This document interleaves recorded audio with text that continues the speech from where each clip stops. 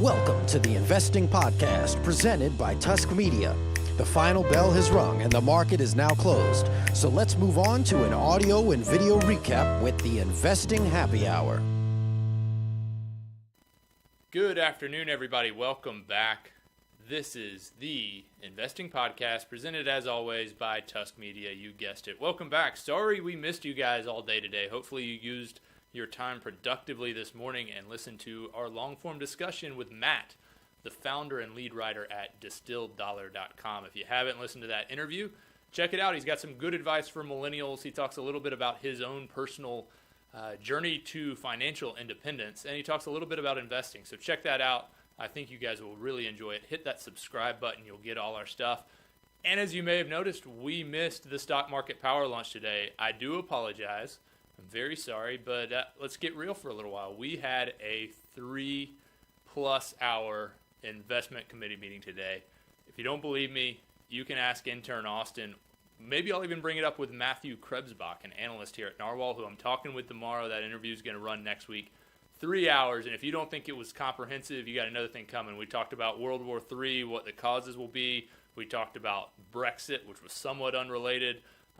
We talked about pythons eating basketballs. True story, that actually came up. It was all over the place. Huge discussion. Talked about municipal bonds. Talked about small electric membership corporations. All over the place. 3-hour investment committee meeting. That's why we were out for lunch. But you know what? We're going to make up for it, and I'll talk a little more about that later. Another personal note before we get into anything that's remotely important. I did get a new iPhone, folks. Actually, I'm calling it my iPad Nano. It's the 6S. Very large. Kind of on the fence. I lost pretty much all of my contacts. I can't quite decide if it's the most freeing thing in the world to be able to reply to text and say, "New phone, who's this?"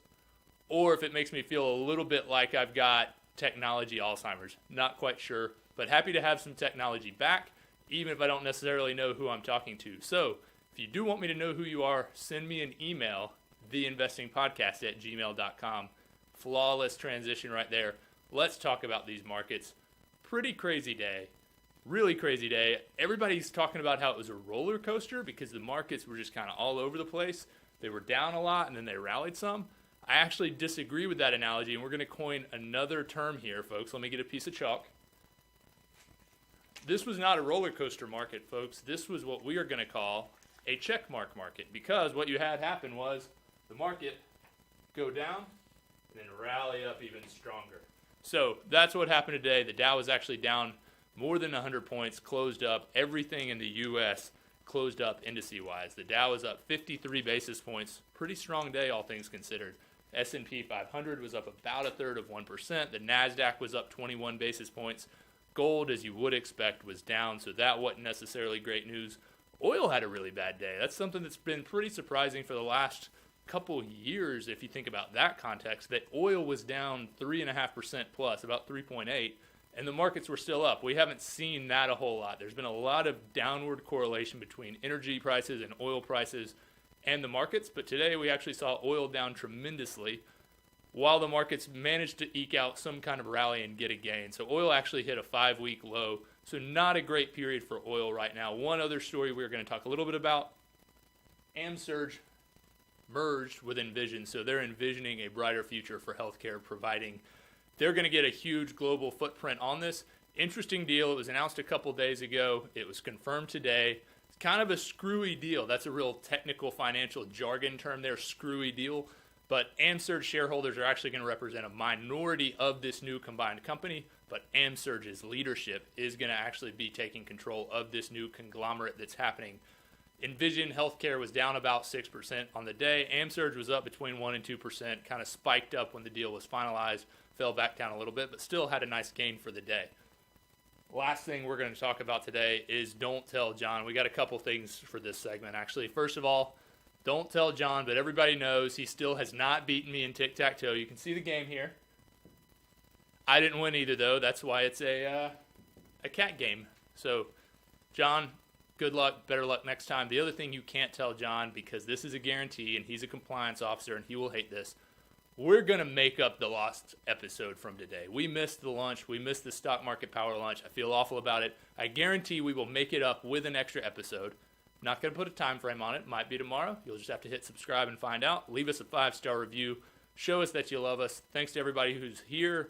Leave a comment, hit like, share, watch it, download it, rewatch it, listen, download. Keep doing it all over and over. Boost those ratings. We will talk to you tomorrow.